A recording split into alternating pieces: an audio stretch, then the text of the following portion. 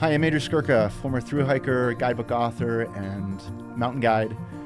If you are looking to get beyond AllTrails and to get further out by improving your navigation skills and your know-how, this video is for you. This is a weekly video series that I do at the Trek. If you have suggestions for other topics that I can do, or if you have questions about today's video, please leave a comment below. Also make sure to please subscribe. Navigation is one of the top backcountry skills. It's on par with gear selection or food planning. And I would say too that if you know how to navigate, it's the most liberating skill you can have. It allows you to travel far from trailheads. It allows you to travel into more wild areas. It allows you even to leave the trail. And then at that point, you can really just pick your own adventure rather than relying on a guidebook author or a trail crew or some cairn building adventurer who's been there before you showing you the way. The first step in becoming a better navigator is to assemble your toolkit. And it's fairly simple to do. You can get online, pull out your credit card, and buy a few things. And then you really just need to get on one platform, CalTopo, which will give you the topographic maps and the GPS technology that you need. Let me go through the different parts of the toolkit. I believe that there are 6 or 7 items. The first one is going to be a watch, or specifically a timepiece. It just needs to tell you the time. So it can be super simple, like a $10 watch from Amazon. If you want to get something more advanced, you're welcome to do that. We're going to talk about some additional watch functionality in a minute. The watch is used for dead reckoning, and dead reckoning is like probably the most helpful navigational skill if you're on any sort of established walking path. So if you're on the Appalachian Trail or the Pacific Crest Trail, dead reckoning allows you to predict at what time you might arrive at a landmark in the future. It also allows you to sort of like speculate about exactly where you are relative to your last known landmark, just based on the variables of distance, walking speed, and time. The second part of a navigator's toolkit is going to be a magnetic compass.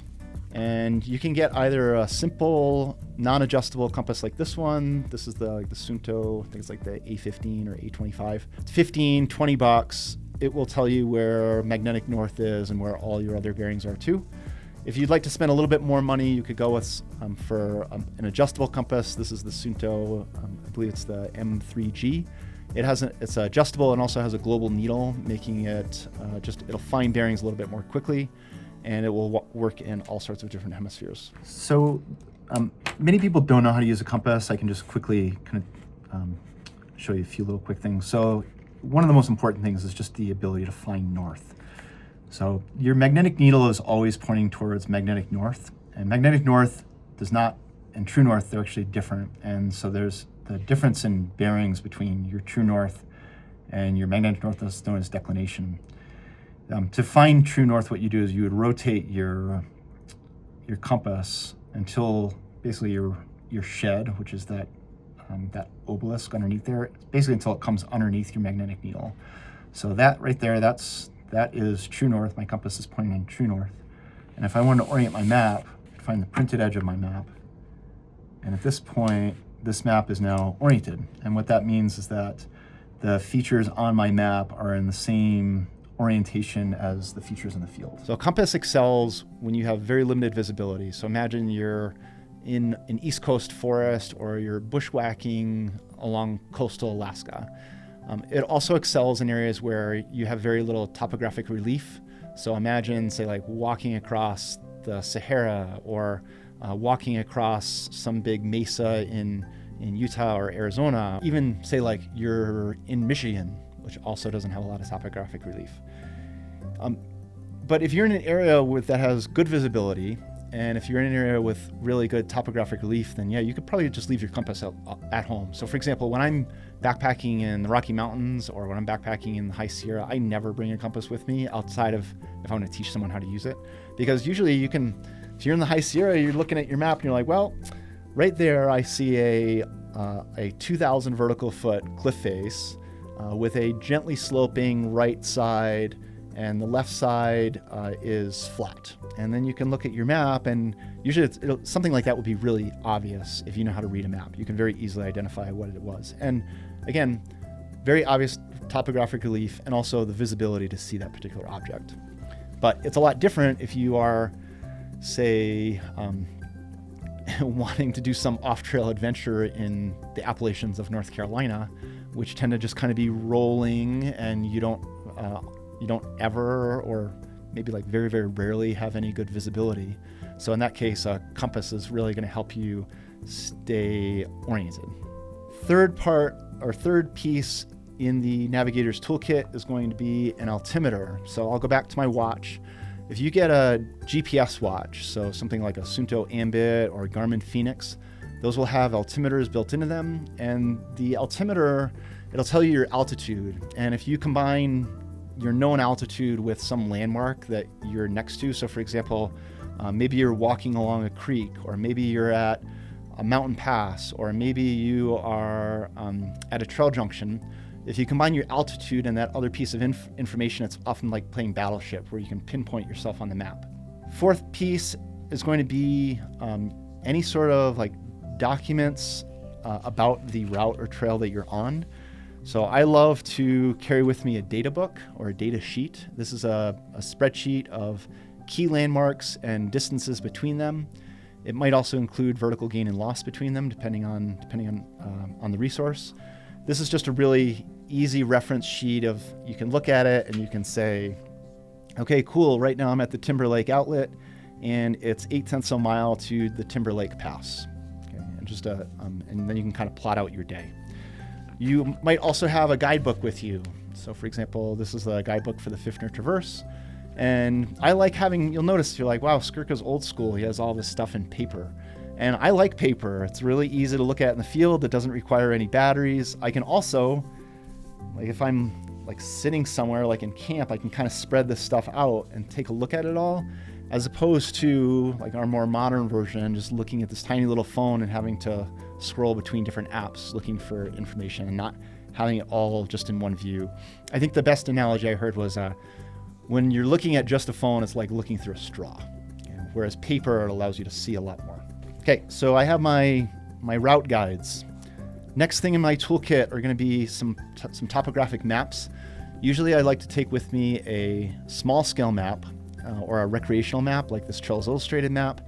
This is really good for planning a route at home, because you can unfold this whole thing and put it on your dining room table, and you can look at where you want to go and where all the trails are and what your options are. It's also really nice to have in the field when you need a plan B, because you've gotten off of, or you need to leave your more detailed maps, and you can kind of see what else is out there and make an alternative plan. In addition to the small scale maps, I also carry with me large scale maps. The large scale maps, the gold standard for large scale maps, it's the United States Geological Survey 7.5 minute quadrangle. So that's what one of these looks like. And I might have said a few things that you're like, what does even that mean? What is a 7.5 minute quadrangle? So what they did is you take the whole globe and it's 360 degrees of latitude, 360 degrees of longitude. And then within each degree, you can divide them, each degree up into 60 minutes.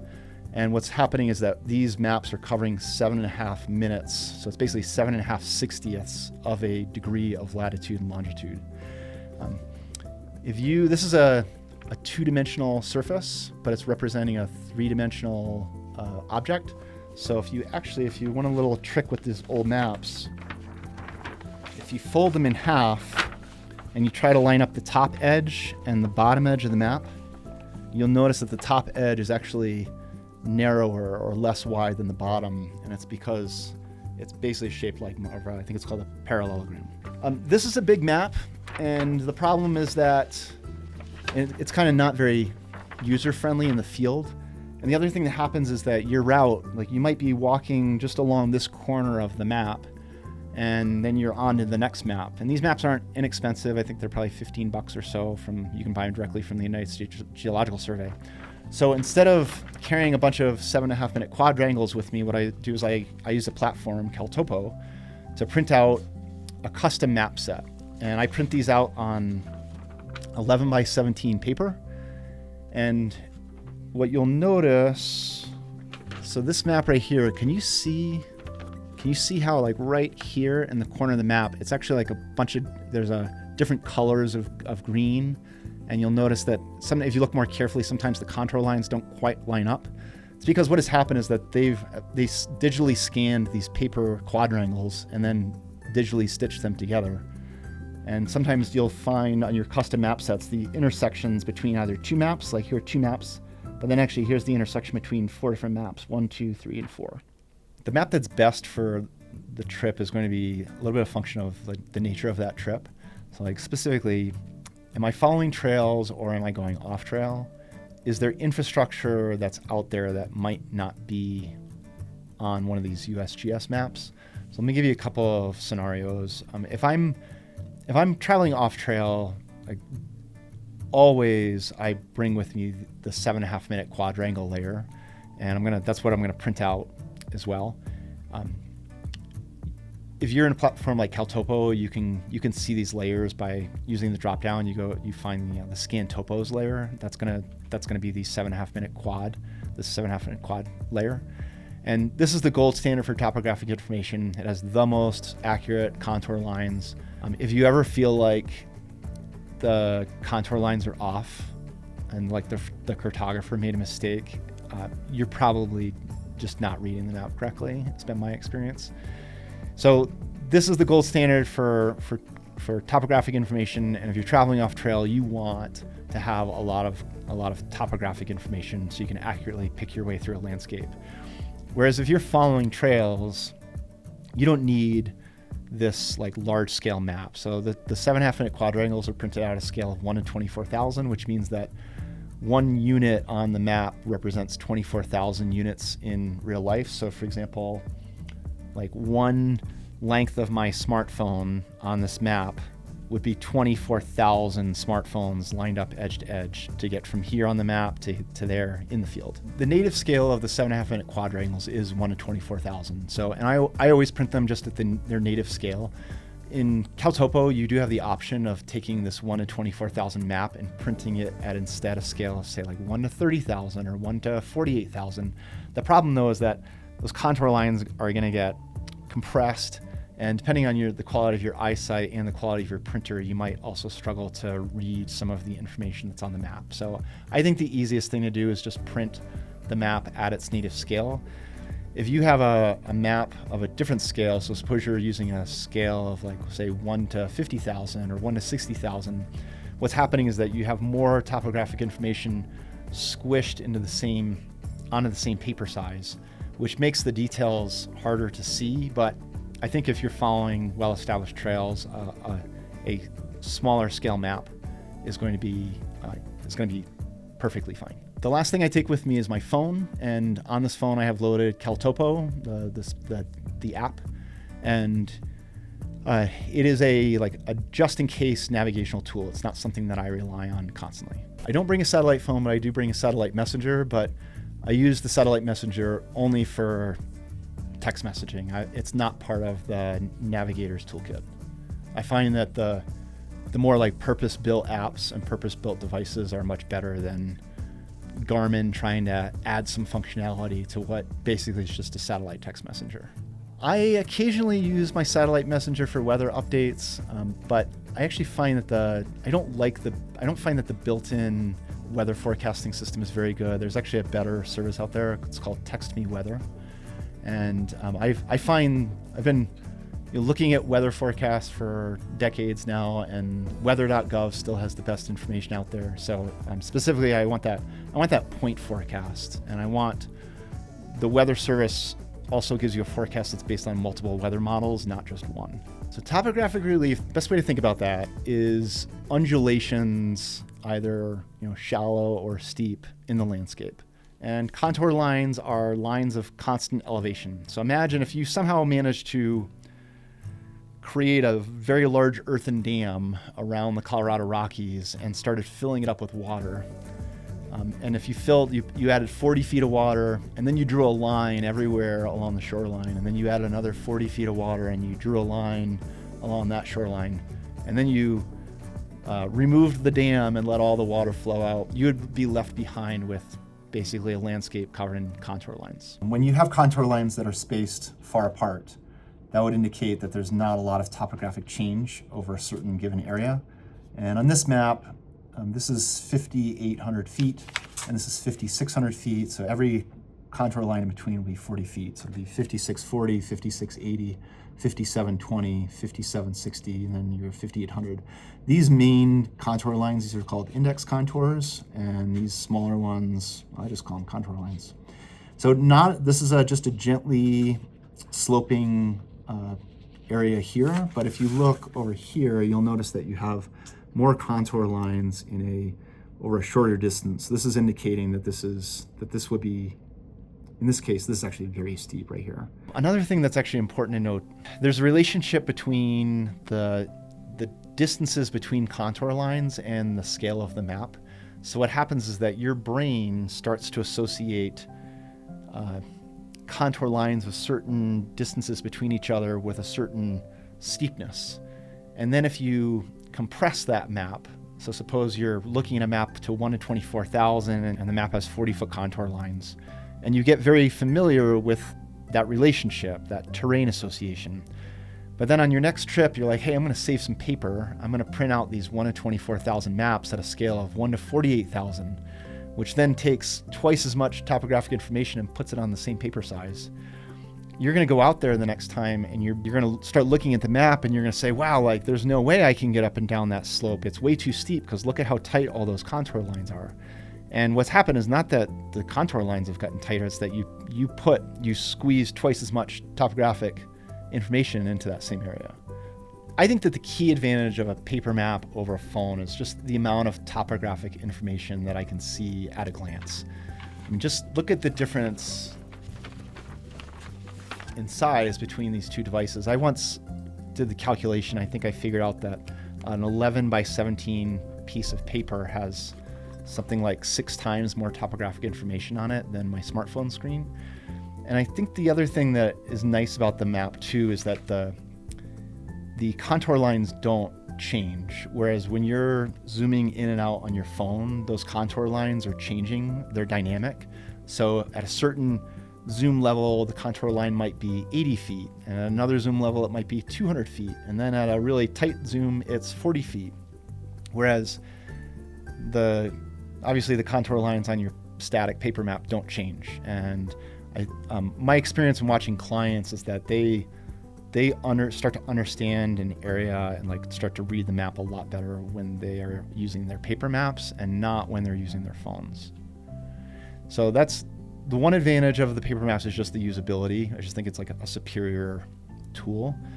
And then you also have these inherent problems with the phone. Some phones have come a long way. They're not as subject to moisture anymore, and dropping one seems less of a big deal, especially if you have some sort of protector case.